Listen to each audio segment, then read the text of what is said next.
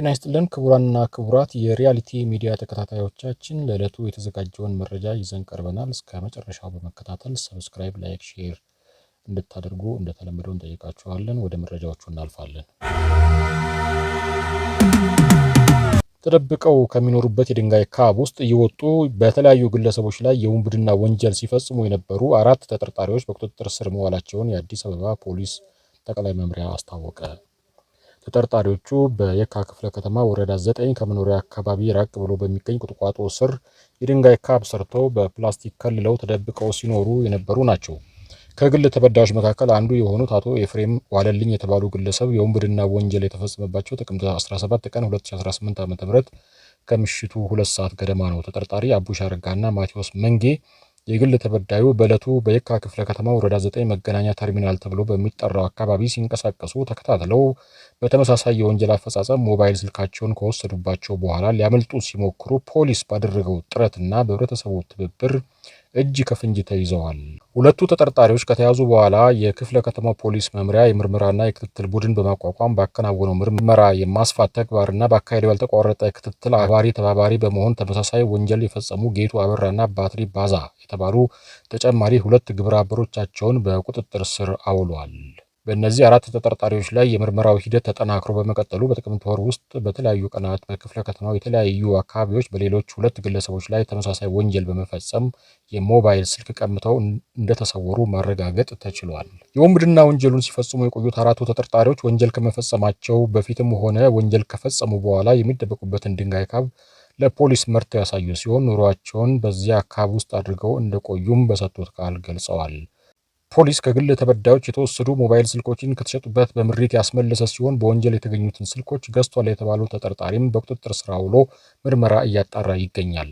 ህብረተሰቡ ወንጀል ፈጻሚዎች አንገት ለአንገት ተናንቆ ከመያዝ ጀምሮ ለጸጥታ አካሉ ጥቆማ በመስጠት የከተማችንን ሰላም በዘላቂነት ለማጽናት የሚያደርገውን ተሳትፎ አጠናክሮ እንዲቀጥል የአዲስ አበባ ፖሊስ ጠቅላይ መምሪያ መልእክቱን እያስተላለፈ በተመሳሳይ የወንጀል ድርጊት ንብረታቸው የተወሰደባቸው ግለሰቦች የካ ክፍለ ከተማ ፖሊስ መምሪያ በአካል በመቅረብ ተጨማሪ መረጃ በመስጠት እንዲተባበሩ ጥሪውን ያስተላልፋል። አሁን በታዳጊ ወጣቶች ዘንድ በጣም እየተስፋፋ ካለ ሱስ መካከል አንዱ የትራማዶል ሱስ ነው። የትራማዶል ሲገርመኝ ጭራሽ አሁን ደግሞ ሌሎች በርካታ አይነት ሱሶች ብቅ እያሉ ነው። ትራማዶል የሆነ ወቅት ላይ ወጣቱን ድራግ አዲክት እያደረገ የነበረ አሁንም እያደረገ ያለ መድኃኒት ነው። በመሰረቱ ይህንን መድኃኒት አቢዩዝ የሚያደርጉት በአብዛኛው እድሜያቸው ከ16 እስከ 25 ዓመት ድረስ ያሉ ወጣቶች ናቸው። ነገር ግን አሁን ምስጋና ለኢትዮጵያ የመድኃኒት ቁጥጥር ባለስልጣን ይግባውና ይህን መድኃኒት ከፍተኛ ትኩረት ሰጥቶ በማገድ ላይ ይገኛል ይላል ጸሐፊው። አሁን ደግሞ ከትራማዶል ሌላ እጅግ በጣም ብዙ አይነት ሱሶች እየተበራከቱ ነው። ከዚህ በፊት ሰምተናቸው የማናውቃቸው አይነት ሱሶች እድሜያቸው ከ16 እስከ 25 ዓመት የሚሆኑ ልጆች እየተጠቀሙ ነው። ትምህርት ቤቶች ውስጥ ትራማዶል በገፍ ይሸጣል። እነዚህ ታዳጊዎች ያልገቡበት አይነት ሱስ የለም።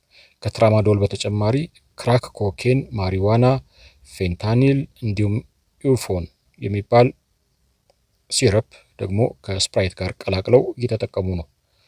ዩፎን በአሁኑ ሰዓት ወጣቱን እያደነዘዘ ያለ እጅግ መርዛማ ሱስ ነው። ዩፎን በሌላ ስሙ ኤቲሊሞርፋይን ሃይድሮክሎራይድ ይባላል። ይሄ ዩፎን የሚባለው ሲረፕ ከስፕራይት ጋር ተቀላቅሎ መጠጣት በዚህ ዓመት የመጣ አዲስ ልክፍት ነው። ልጆቻችሁ በስፕራይት ፕላስቲክ ከስፕራይት ጋር የተቀላቀለ ስፕራይት የማይመስል ሮዝ ከለር ያለው ነገር ይዘው ከተመለከታችሁ ያ ሮዝ ከለር ያለው ነገር ዩፎን ነው። ትራማዶል የፔን ኪለር ሲሆን ዩፎን ደግሞ ካፍ ሲረፕ ነው፣ የሳል ሽሮፕ ማለት ነው። ይህንን ዩፎን የተባለ ካፍ ሲረፕ 200 ሚሊግራም ሙሉን ከስፕራይት ወይም ፋንታ ጋር ቀላቅለው ነው የሚጠቀሙት። ይህንን ዩፎን የተባለውን ነገር ከሶዳ ጋር ብቻም ሳይሆን ከአልኮሎች ጋርም ቀላቅለው ይጠቀማሉ። ይህንን በሚያደርጉበት ወቅት ልክ ሐሺሽ የሚሰጣቸውን ጡዘት ነው ዩፎን የሚሰጣቸው። የትምህርት ቤቶቹን ስም መጥቀስ አልፈልግም። ነገር ግን አዲስ አበባ ከተማ የሚገኙ አንዳንድ የሁለተኛ ደረጃ ትምህርት ቤቶች የመማሪያ ስፍራ መሆናቸው ቀርቶ የአደንዛዥ እጽ ወይም የድራግ መሸጫና ማከፋፈያ ቦታ ሆነዋል። ለተማሪዎቹ ከውጭ የሚሸጥላቸው ሰው አለ። ተማሪዎቹም ደግሞ እዛው እርስ በርስ ይገበያያሉ።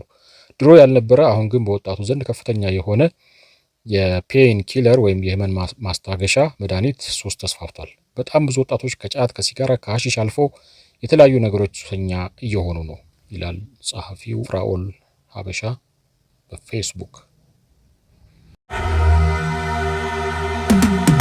በተለያዩ ማህበራዊ ወቅታዊ ጉዳዮች ላይ በሚያነባቸው የቲክቶክ ቪዲዮዎች በስፋት የሚታወቀው ሙሴ ሰለሞን በህገ ወጥ የሰዎች ዝውውር ወንጀል ተጠርጥሮ በፖሊስ ቁጥጥር ስር መዋሉ ታወቀ።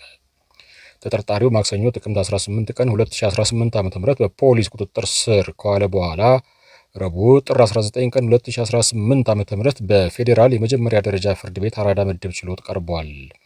ፖሊስ ለፍርድ ቤቱ እንዳስረዳው ተጠርጣሪውን በቁጥጥር ስር ያዋለው በህገ ወጥ የሰዎች ዝውውር ወንጀል ጠርጥሮት ሲሆን ጉዳዩን ለማጣራትና ተጨማሪ ማስረጃዎችን ለመሰብሰብ የ14 ቀናት የምርመራ ጊዜ እንዲፈቀድለት አመልክቷል። ፍርድ ቤቱም የፖሊስን ጥያቄ ተቀብሎ የተጠየቀውን የምርመራ ጊዜ ፈቅዷል። የሙሴ ሰለሞን ስም ከጉዳዩ ጋር የተያያዘው ከዚህ ቀደም በቲክቶክ ገጹ ላይ ሰዎችን ወደ ውጭ ሀገር እንልካለን ለሚሉ ድርጅቶች ማስታወቂያ በመስራቱ እንደሆነ ተገልጿል። በሱ ማስታወቂያ ታማኝነት ያገኙ በርካታ ሰዎች ለነዚህ ተቋማት በመቶ ሺዎች የሚቆጠር ብር ከፍለው የነበረ ቢሆንም ድርጅቶቹ ገንዘቡን ከተቀበሉ በኋላ መሰወራቸውና ዜጎች ለከፍተኛ ኪሳራ መዳረጋቸው ሲነገር ቆይቷል። ፖሊስ አሁን የጀመረው ምርመራ ሙሴ ሰለሞን ከነዚህ ድርጅቶች ጋር ሊኖረው የሚችለው ግንኙነትና በማስታወቂያዎቹ አማካኝነት በተፈጸመው ማጭበርበር ዙሪያ የሚያጠነጥን እንደሆነ ታውቋል ይላል ሀበሻ። በአርሲ ዞን የደረሰውን ጥቃት አስመልክቶ የዞኑ አስተዳዳሪ አቶ ኢብራሂም ከድር ውሸት ነው ማለታቸውን ቢቢሲ አፋን ኦሮሞና ቢቢሲ አማርኛ ዘገባ ይዘው ከወጡ በኋላ በህዝቡ ዘንድ ቅሬታ ፈጥሯል። የቢቢሲ ዘገባ እንዲህ የሚል ነበር። ቢቢሲ ያነጋገራቸው የተጎጂ ቤተሰብ አባላትና የቤተ ክርስቲያን ኃላፊዎች ጥቃት የደረሰባቸው ሰዎች በሃይማኖታቸው ምክንያት ኢላማ ተደርገዋል የሚል እምነት አላቸው። በአካባቢው ተደጋጋሚ መሰል ጥቃቶች መፈጸማቸውንም ለዚህ በማሳያነት ይጠቅሳሉ። ከመጀመሪያው ጥቃት በኋላ የጉና ወረዳ ኃላፊዎች ወደ ቦታው ተጉዘው በታጣቂዎች ላይ የአጸፋ እርምጃ ስለመውሰዳቸው ሪፖርት እንደደረሳቸው አንድ ከፍተኛ የቤተ ክርስቲያን ኃላፊ ለቢቢሲ ተናግረዋል። የሆንቆሎ ዋቤ ወረዳ ዋና አስተዳዳሪ አቶ ሐሰን መሐመድ ረቡዕ በወረዳው ስለተፈጸመው ጥቃት ከቢቢሲ አፋን ኦሮሞ ለቀረበላቸው ጥያቄ አጣርተን በቂ መረጃ እንሰጣለን ብለዋል። በተመሳሳይ ቀን ስለ ጉዳዩ ጥያቄ ቀረበላቸው የአርሲ ዞን ዋና አስተዳዳሪ ኢብራሂም ከድር በበኩላቸው ሐሰት ነው ሲሉ ተፈጽመዋል የተባሉትን ግድያዎች አስተባብለዋል። የኢትዮጵያ ኦርቶዶክስ ተዋሕዶ ቤተክርስቲያን ረቡዕ ምሽት ባወጣችው መግለጫ በአርሲ ዞን በጥቅምት ወር ብቻ ከ25 በላይ ሰዎች መገደላቸውን አስታውቃለች። ውድ አድማጮቻችን ለሰዓቱ ያዝናቸው ዜናዎች እነዚህን ይመስላሉ። አዳዲስ ዜናዎችና መረጃዎችን ለማግኘት የሪያሊቲ ዩቲዩብ ቻናልን ሰብስክራይብ በማድረግ ቤተሰብ ይሁኑ እያልኩኝ ቸር ቆዩን።